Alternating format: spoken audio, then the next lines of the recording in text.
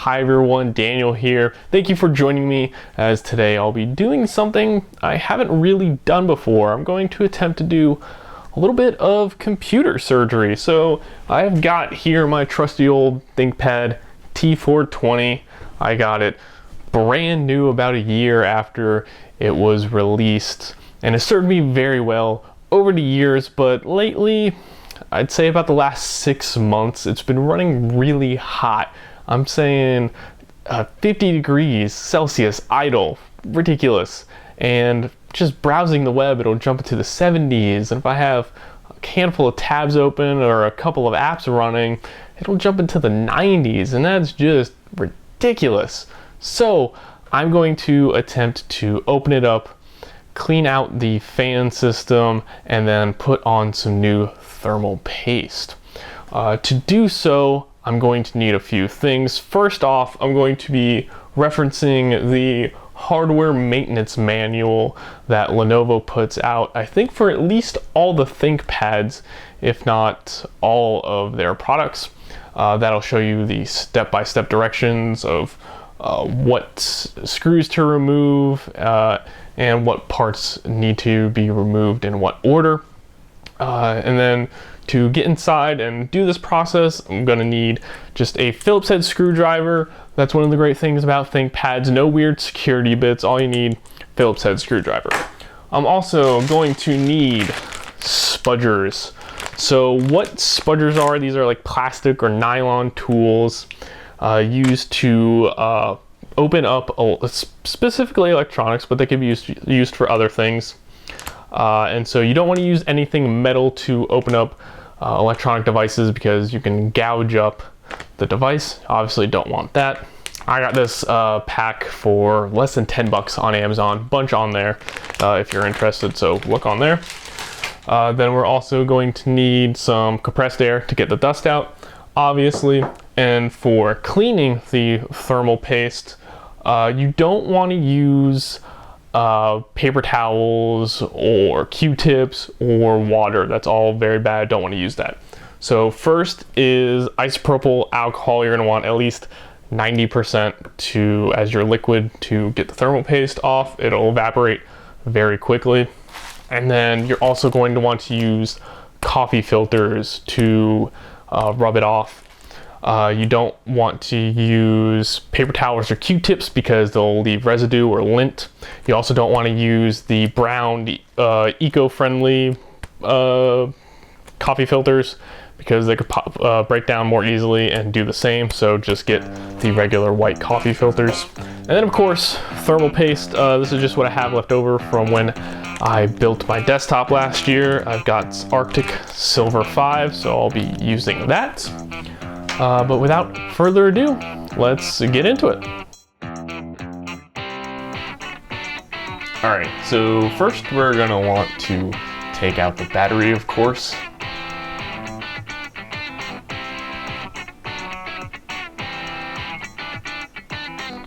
Then we've got a screw here underneath the battery that needs to be removed.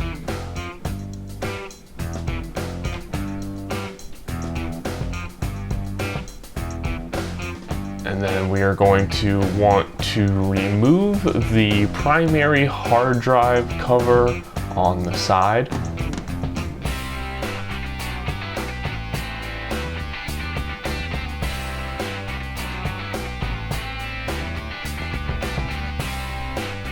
Then we're going to want to remove the panel that primarily houses the secondary RAM slot.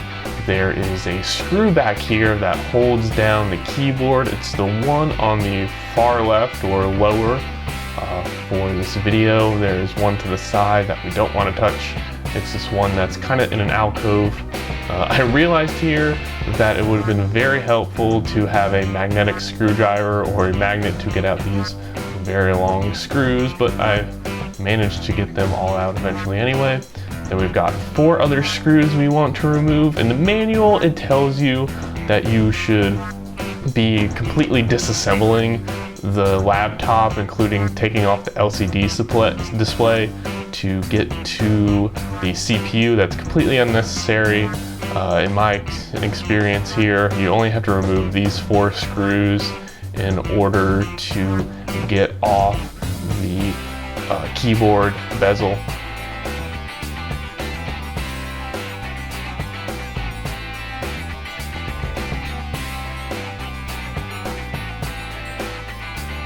Alright, so next we're going to want to take out the keyboard. This is done by simply sliding it up and then making sure all of the tabs that hold it in aren't under the device at all anymore, and then just carefully lift it out. You want to be careful and do this slowly because there is of course an attachment to the motherboard, and this is a ribbon cable, and there's just a connection that pops in and out. Just give it a little bit of a tug. Don't take it out, don't rip it out quickly. Be careful, but you still got to give it a little bit of a tug for it to pop out.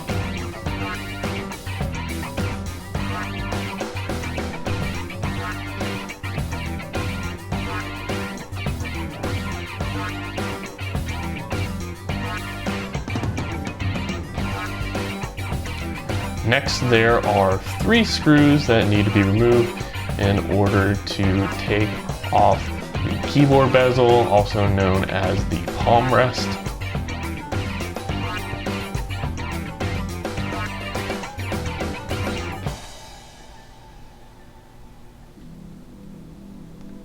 Alright, so this is one of the fun parts here, is removing all of the plastic tabs that hold the palm rest into place. You're going to want to take some spudgers and very lightly pry. I also did some slight twisting motions to get this thing off. There are quite a few tabs here that hold it in place. Just go very slowly, take your time. Don't want to force anything because that'll break it.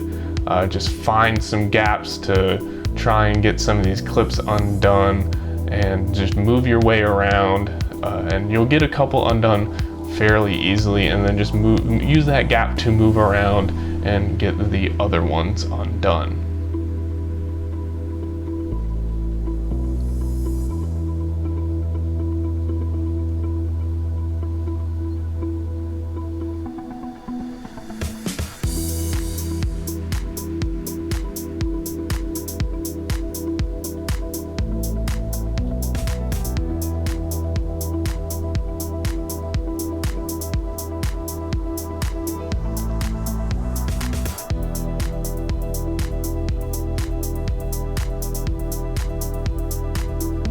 So once all of those clips are removed, it should come off fairly easily. You don't want to take this off too quickly though, as there is once again another ribbon connection for the trackpad. This is a similar connection to the keyboard, something that just kind of slots in there and it'll pop right out. Next, we're going to want to remove the left speaker, as it is on top of the fan unit. So just remove that little screw there, and then also be careful as the cable for it is routed into a channel, so you're going to want to pop that out, and then I just left it off to the side.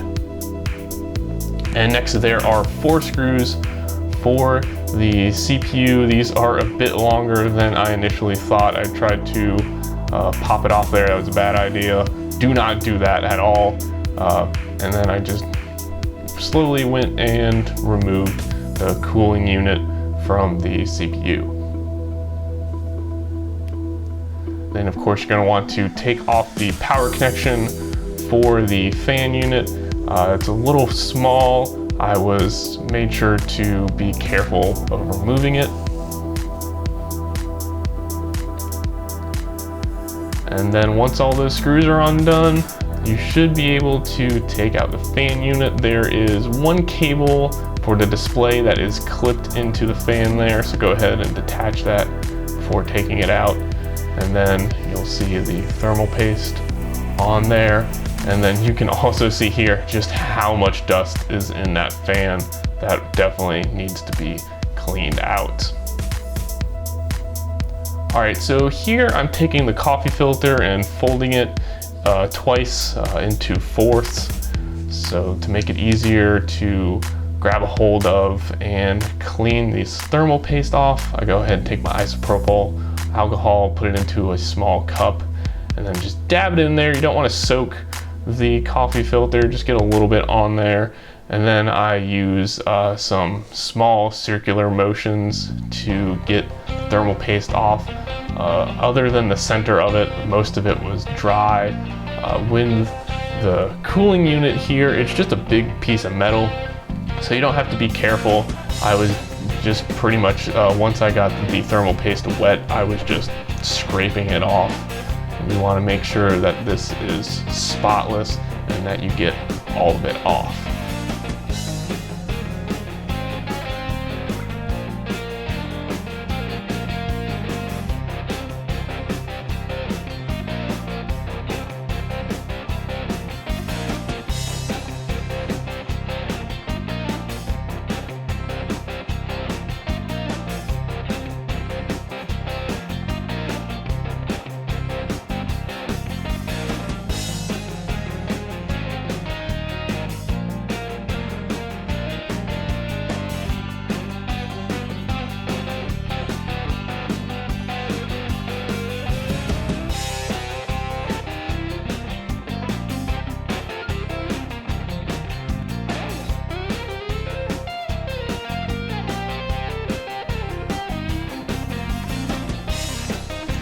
And there it is, nice, shiny, and completely clean.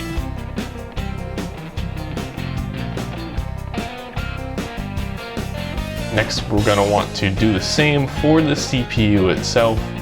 Folded the coffee filters into fourths.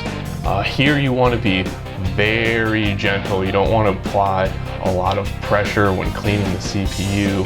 You don't want to break anything. And so here I was again just using small circular motions to get off the majority of the old thermal paste.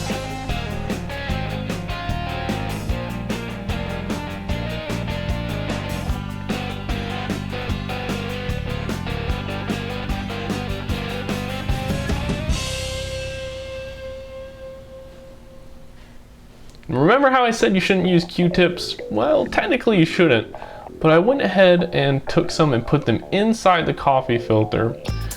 You still want the coffee filter making the primary contact here, but I used the Q-tip in order to get a more sturdy, smaller point of contact for the CPU in order to get this dried up thermal paste that's around the edges of the CPU. There's no way I'd be able to get that with my finger alone.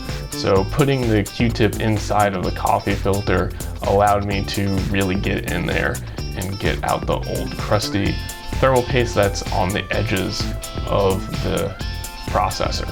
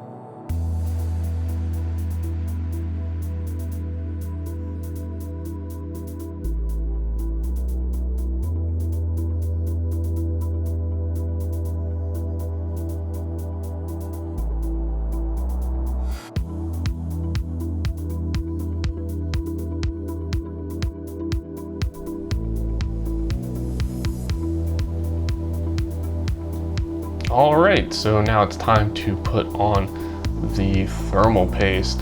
So if you notice here, when I'm putting it on, I actually went ahead and mistakenly made a second squeeze right there.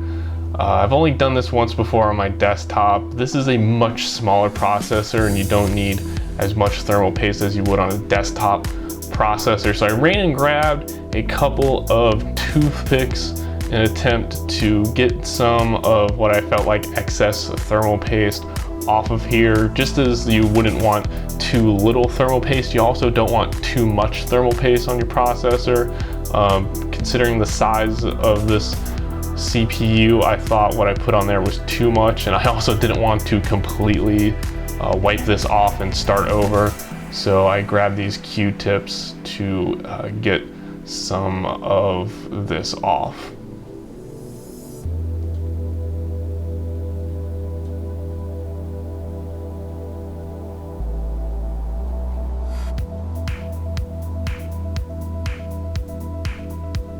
All right, but now we can go ahead and put this together. I went and cleaned the fan unit out off screen using the compressed air. You want to make sure you hold down the fan so that's not spinning while you do this. The compressed air will make it spin really fast, which could potentially break it. There was a lot of dust that came out of there, so much so that I had to vacuum after the fact. So I'm really glad I did that. When screwing down the CPU cooling unit, you're going to want to make sure you only do a turn or two on each screw at a time, and then of course alternate your corners so that it goes down evenly onto the CPU. Also, don't forget to plug in the fan wire as well.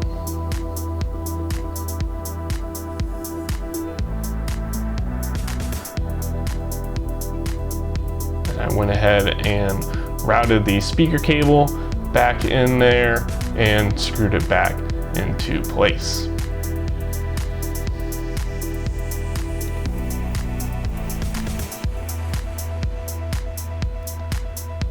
All right, so next we're going to want to go ahead and put everything back together. So starting off with the keyboard bezel, and oh, wait a minute, I think we might have forgotten something. I went ahead and plugged just the keyboard back in so I can get the power button and turn this thing on to make sure I put everything back in correctly, broke nothing, and so it actually did boot up, fan was spinning, and so everything seems all good. So back to putting this guy together.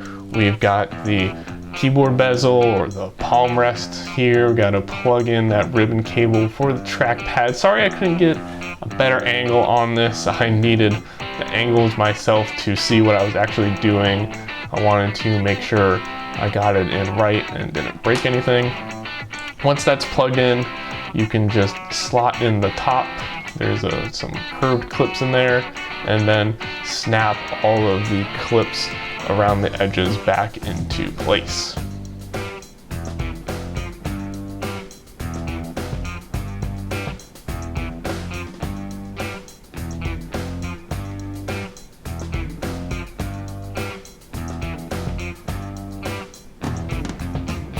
And I went ahead and put in the 3 screws, of course, that hold down the shell in place.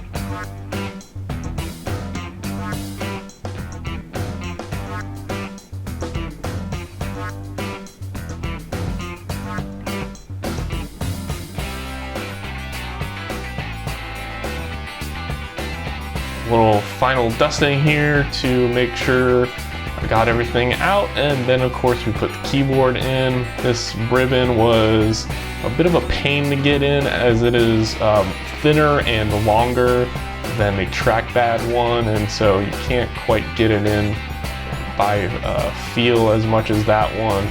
So I wanted to make sure I got it in just right, and then of course slide it in and slide it down to make sure that it's in, and then all that's left to do is put in the screws. Actually right here the latch mechanism wasn't working right away, which was a bit weird, but after a couple of tries it fixed itself. And we got the screw here for the keyboard.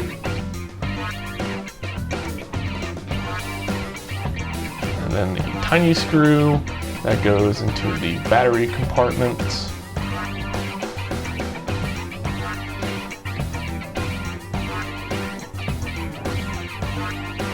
Here is the back cover for the RAM slot. There are some little tabs on this one to make sure those are all underneath there before screwing it down completely. And then finally are the 4 screws that hold the keyboard bezel into place.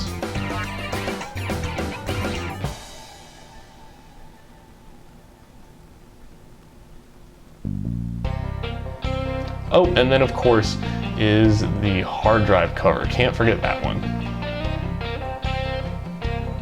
And then here I'm just making sure everything's in, putting in the battery and booting it up. Hey everyone, I'm back, and after using my laptop for a little while, I'm going to call this a resounding success. Idle temps have dropped by about 7 degrees Celsius now. It's idling in the low 40s, but where I've seen the biggest improvement is when I'm actually using my laptop.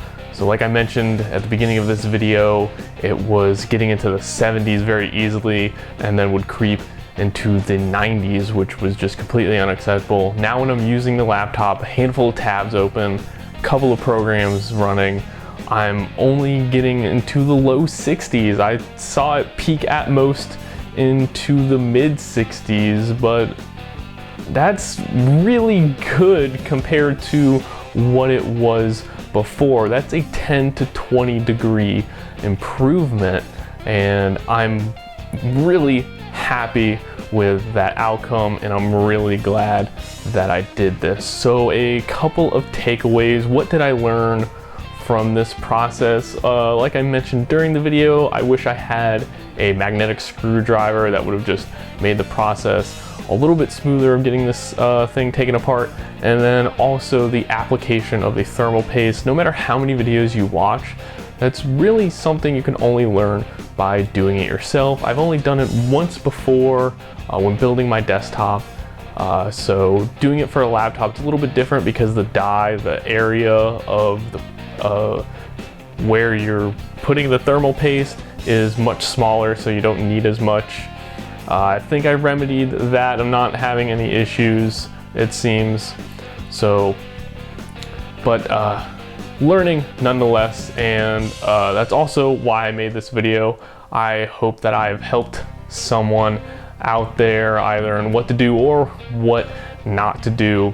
And I think it just goes to show as well that the ThinkPad T420, it came out 5 years ago now, I think. It still holds up really well. If you're in need of just a beater laptop, you can easily get this era of ThinkPad for under $300. And the fact that it's so easily accessible, the fact that it's